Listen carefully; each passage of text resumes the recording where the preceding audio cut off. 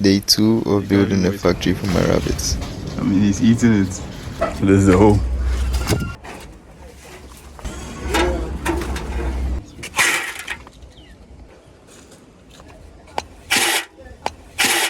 Back.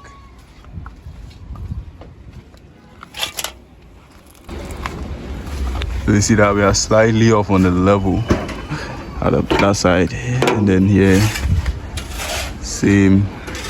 It's leaning back too much. But once we start impacting the cement, if we impact this side, it's going to shift a little to this side. If we impact this side, it's going to shift. So once we just impact it, we're going to get it leveled from impacting it. That's the hack. I think we used too little water.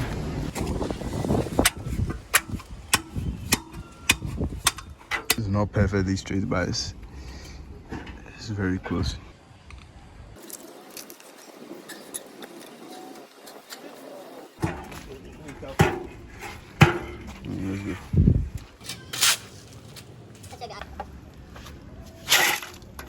This is how the metal looked like before. It's very rusty. Let me show you here.